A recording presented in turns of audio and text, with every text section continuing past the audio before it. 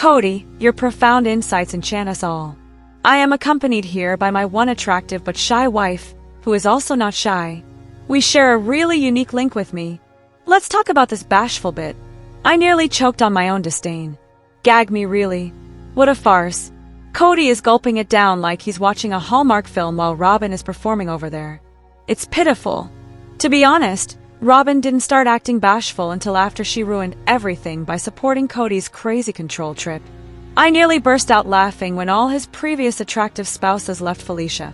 However, I suppose history can be changed when you conveniently forget that we can still rewatch the seasons in which Robyn was sassy and unafraid to take on the world. In all honesty, Kody and Robyn should abandon the rebranding initiative. Hey, hello everybody. Welcome back to my channel TLC Flicks. Make sure to give this video a thumbs up. There isn't a single woman that leaves the house with those eyebrows. Please, Robyn, stop playing the bashful card. No one is fooled by you. Compared to my grandchildren, my 7-year-old is funny. What? Really? That comma, what kind is it? It isn't a contest. Kody David was joking about how much fun grandchildren are, but all of a sudden, Kody transforms it into a strange competition. Furthermore, why does he refer to the infants as his bandados? Who does that? Let's be honest. Kody is unable to compete with other males. The entire time, the guy was making that goofy, strong guy monkey face. It makes sense that he is essentially non-existent with his grown sons. He simply avoids them since he can't control them. His entire power trip is only effective with women, and even that is rapidly eroding. Kody's awkwardness around real people, those who don't fall for his intimidation techniques, is painfully clear. Every conversation must be a competition for him, and he must always win, even if it's absolutely worthless. Even when the cameras are filming, it's obvious that the man doesn't have a close relationship with the majority of his children. He is still attempting to persuade everyone that he chose the correct wife, though. That's not going well, spoiler alert. Oh. And it was typical Kody to make fun of Christine and David. He had to remind everyone that David and Christine are merely stuck as grandparents, and he has a younger wife and small children. The fact that Christine is actually the person Kody conveniently ignores because she doesn't fit into his narrow storyline is what he conveniently forgets. To be honest, Christine and Meri's embrace at Gwen's engagement party was a stupid comment. Yes, their embrace and their sincere words of love brought a few tears to my eyes. Such a sudden emotional outburst occurred. It's obvious that they've reached a point where they can sincerely wish one another well. And in all honesty, I believe that's all you can ask for in a circumstance like this. I know they won't be best buddies anytime soon. Does anyone else have that feeling? That, in my opinion, was the episode's best feature. It struck all the appropriate emotional chords and was unexpected. However, Kody made every effort to exacerbate the conflict between his wife. He fanned the flames of insecurity rather than promoting unity. With the exception of Janelle, who has been fairly stable in her own corner, he fostered an atmosphere where the majority of the ladies felt like they were always vying for attention. Being the large guy on campus allowed Kody to take advantage of their uneasiness and make sure he was in charge at all times. Tupac's remarks, in my opinion, encapsulate Christine and Meri's positions. I'd like to see you eat now, but not at my table. Mutual respect exists, but there is also an understanding that it's alright that they are now in different locations. You could sense how much Meri needed that moment when she stated, "I love you first," but that hug was very telling. She clung to that embrace. It was about grieving for a life she believed she would have and a future that is now vanishing, not just about divorcing Kody. Meri is mostly handling this separation process by herself. Leon has a life of their own. The wife who is still speaking to her is probably making an effort, while the other spouses are aloof. Feel bad for her choice because it's a lonely place. Meri was smart enough to avoid getting into another relationship right away, unlike Christine. Although Christine was able to spend more time with her children and start dating, she never had to deal with the loneliness and heartbreak that come with knowing that the future you've spent 30 years creating is no longer there. It's all about how much better things are on the other side for Christine. For Meri, however, it's about learning to go on without that perfect future ever materializing. The change is difficult. It's similar like burying something that had a significant role in your life for many years. That hug wasn't just an embrace then. In addition to admitting that they are grieving in different ways, the two women found strength in one another's fortitude. Aspyn demonstrates once more that she is the sole adult present. It's really kind of crazy that Aspyn is the only one who has even indicated that David would be engaged in raising truly after 9 episodes of David. Well, 11 if you include the wedding special. She has also had to repeatedly express her happiness for her mother, only to receive Christine's well-known response for good reason. I wouldn't mind if you weren't. Given the complete chaos their parents caused them, Aspyn and Logan are truly the epitome of child development success stories. Additionally, Christine views Aspyn less as a daughter and more as a co-parent. She might not dismiss her worries if she truly considered her a daughter. Let's be honest, when Christine discovered that marriage could look different than she had imagined, she became quite envious of Aspyn's relationship. Christine leaned on her far too much, and no child should ever have to bear the load of her family's problems, especially her mother's. To be honest, I'm shocked Aspyn isn't the one who needs back surgery by now. Kody being Mia is also not to blame. Christine threw all of her emotional burdens upon Aspyn while being well aware that polygamy meant Kody wouldn't be around often.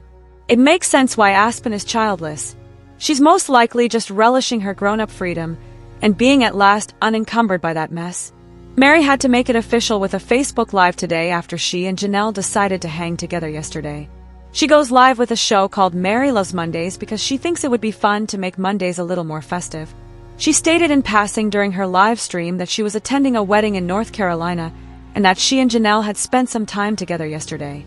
The fact that we watched video of them conversing on the same Sunday, perhaps from a year or two prior, when they made the decision to get together once more intrigued me. Who knows if it's a coincidence, but at least they're not tearing each other apart. Wherever I can find it, I'm all for a little unity.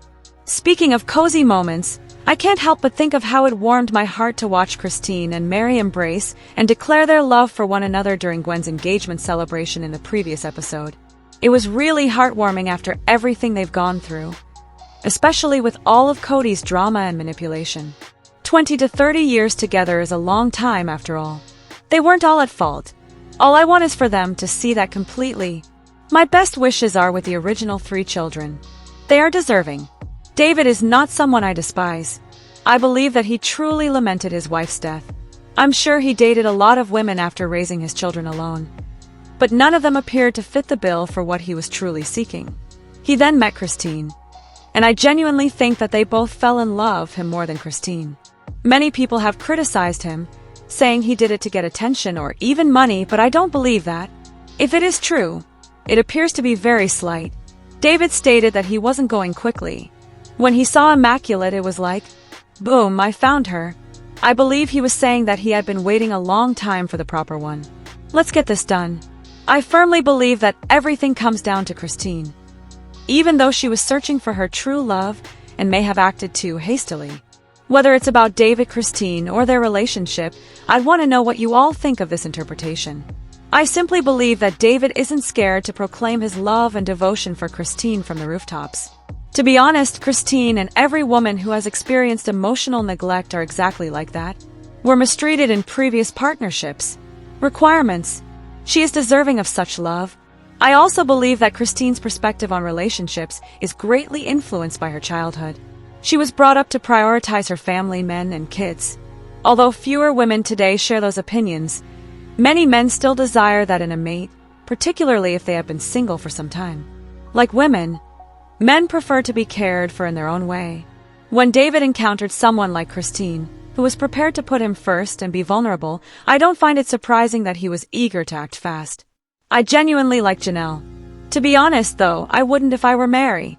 Your ex-sister-in-law's husband should absolutely be off the table while you're looking for a husband. How can you go from liking your brother and hurting his feelings during the divorce to having no issues? Greetings from the family. It's similar to one of those Ida postings when your brother marries the bully from high school. Was there no other option? To be honest, I don't believe the notion that Janelle is a financial genius or some sort of badass. She acknowledged that Christine made her life simpler by taking on a significant portion of the childcare, which is why I don't even think she's that terrible at mothering. There were several occasions when Christine was left to take care of the children while Janelle went to the movies. Don't get me wrong, she is free to attend a movie if she so chooses. However, I don't think Janelle's whole character as a warrior lady is accurate. She got into a terrible financial condition.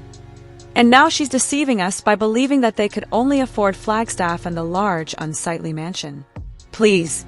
She is merely attempting to maintain her independent and intelligent persona and save face. In actuality, she was severely harmed by a few fools. Kody, on the other hand, brightens any space.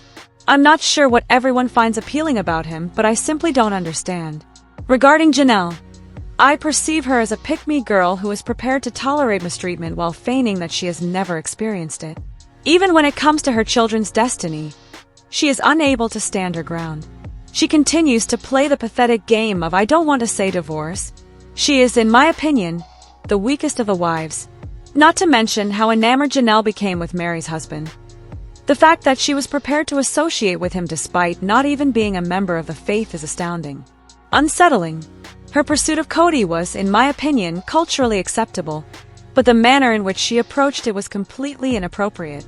It sounded like it kind of happened behind Meri's back when she went up to Kody first rather than Meri, and they even attempted to tie the knot on Meri's birthday. Talk about contempt. Her handling of the matter, which avoided conflict and conversation, only served to increase animosity. Although it wasn't her fault, she became pregnant really rapidly, which is a serious circumstance that should have been handled carefully. I doubt that's why Meri doesn't trust her. Holding the twins were Robyn, Kody, and him. For security considerations, I can't help but believe they're holding on to those kids a bit more tightly than normal. In addition to preventing the other kids from approaching them and making a scene, it's their method of appearing involved without really interacting with anyone in the room. This small strategy was apparently still in use. They immediately headed for Mykelti's kids at Gwen's wedding reception, acting like involved grandparents while ignoring the rest of the family. Stay out of the turmoil and save face by acting like the devoted grandparents. It's a classic tactic. It became evident throughout Janelle and Meri's financial conversation that the Brown family's financial affairs are shrouded in mystery. Meri was surprised by Janelle's statement that everyone believes she is in charge of the funds, since it turns out that's not the case. Meri then nonchalantly states that she isn't worried about financially safeguarding herself, which begs the question of why, considering everything that is going on around her, she isn't more concerned. The question then becomes, are Robyn and Kody the only ones who are aware of the family's financial situation? Given how slowly Kody has been paying off the property, Janelle has good reason to be worried. He's obviously doing it for a cause. He was dragging his feet. Meri and Janelle appear to be having trouble recovering the money they borrowed for the house and the property because of him. Buying a new home and selling the old one just makes things more complicated, especially since the court may have to decide on the finances. However, Meri's lack of concern is what bothers me. Meri obviously rejected Janelle's attempts to speak with her in order to establish some kind of alliance and protect their financial interests. Why? Perhaps it's because she doesn't want to cause trouble with Janelle, or because she simply doesn't want to upset anyone. To be honest, though, is she merely defending her own interests? Given that Kody stated outright that Christine's lot will belong to him in the previous season, it appears that she is merely trying to avoid conflict. They are not treating things equally if it isn't obvious. I'm not sure if Meri's reluctance to join the ex-wives club stems from her inability to let go of her need for Robyn and Kody's acceptance. I get the impression that Meri and Kody made some sort of unwritten agreement not to shit-talk each other behind closed doors. It almost feels like she's purposefully remaining neutral, perhaps even out of spite for Janelle and Christine, but more likely because she wants to keep her good standing with Kody and Robyn. Meri likely didn't want to work with Janelle because she thought she was attempting to break that silent agreement. In addition, why did Kody and Robyn receive Christie's CP property when Meri and Janelle did not? Wasn't that the whole point of reinvesting in family funds? Shouldn't they all have a say in what happens to it if that's the case? Simply said, it appears that much more is happening behind the scenes than people are revealing. Why some of the children act as though David is old is beyond me. Of course, he's bald, but it doesn't mean he's old. David is simply accepting his baldness, in contrast to Kody, who is holding frantically to his diminishing hair. Perhaps that's confusing, folks, but in all honesty, David is far more charismatic than Kody, and Kody isn't aging well at all. It's odd that people are so preoccupied with age rather than what really counts, such as the fact that David is a present, active father who reared his children. Kody, meantime, is primarily attracted to his quiet, attractive wife, Robyn. Really, Barf, if we compare David and Kody, David is the obvious winner in every category. Let's face it though, I believe that David and Christine are younger than Kody and Robyn. I'm just a little annoyed about that. Kody is the one with the dubious age difference and behavior. So why concentrate on David's age? Wouldn't it be ideal if Robyn and Kody were audited? That exchange must have been scripted for the cameras, don't you think? It's hard for Meri to think that Kody and Robyn wouldn't be unfaithful to her. However, let's not focus too much on their financial situation. They look like they belong in a cult's guidebook. Nobody knows where the money goes or where it comes from. Kody is residing in the McMansion in the meantime, leading everyone to assume that Janelle controls the purse strings. A classic move. This expert advice comes from someone who truly understands statistics. Perhaps avoid using the phrase creative financing on national television. A bit dangerous. State and federal tax officials love to look at public comments as a method to start digging around, but I'm not saying that's a given. One man I worked with, for instance, had an out-of-state CEO client ring the opening bell at the NYSE. A short time later, guess who received a notice that he needed to file a New York return as a result of his one day of fame? For tax officials, public appearances are like a neon sign. Hey, we may have to follow up on this. While I'm getting off topic, the family is looking like they're ready for an audit at this point because of the financial mystery surrounding them and their very public oops moments. Kody is such a genius. Didn't he just start watching the most recent episode? And to be honest, I'm not sure how much more of this I can handle. First of all, his inability to accurately pronounce simple words has always annoyed me.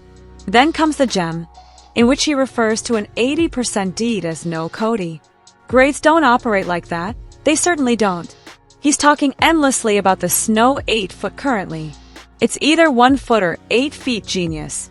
Do it correctly. But hold on, things will improve. He is astonished that a shovel struck his truck. Why? Kody, why do you find this surprising? All that scurrying about with shovels next to your truck is something you are actively encouraging. Even the truck was being shoveled by you. In addition to sincerely hoping that the shovel made a dent, I would also really like it if his priceless truck had some lovely marks from all that shoveling. And let's face it, whoever struck that vehicle would have been gnawed to tears if the cameras hadn't been rolling. His attempt to appear like a decent human being for the camera is the only reason he is holding back. Okay, this hot mess of an episode has to be finished. Seeing Meri and Janelle have that talk was quite distressing. It was almost as like Janelle was attempting to make room for Meri to be honest, open up, and express her emotions. But Meri just seemed to be holding back. She seems to desire to feel excluded, doesn't believe Janelle is giving her a voice, and ultimately ends up defending Kody's rights. However, Kody hasn't even exhibited the slightest concern for her feelings or welfare. Janelle, on the other hand, has been trying over the past 10 years to achieve something, perhaps solidarity or at the very least transparency, but it has failed. It seems as though Meri's ability to trust her sister has been totally distorted by polygamy. Wives, at least Janelle and Christine, seem to be genuinely connected, but Meri isn't, which is fair considering that they initially met a younger, less experienced Meri. It's just strange because Meri seems friendlier, more approachable, and more open when you encounter her in other settings. To be honest, I'm just annoyed since this discussion ought to have been an opportunity for development. It might have been the beginning of a new form of relationship in which they accept and perhaps even grow closer to one another's difficulties. Rather, it seems like the same old discomfort and distance dynamic. It's frustrating since I genuinely believe that this was their chance to take the next step. Does anyone else have the same feeling, or is it just me? How does Kody find the entire abandoning situation shocking? How can this man go on TV and confess that he has been dragging her along, showing no interest in her, urging her to go to Utah, and essentially using their anniversary as a justification to avoid taking her out while waiting for her to catch up and recognize what's happening? Then, with audacity, he says, "Oh, but I didn't leave her." As in, really? Come on, I would be petty enough to play the video again for him if I were Meri.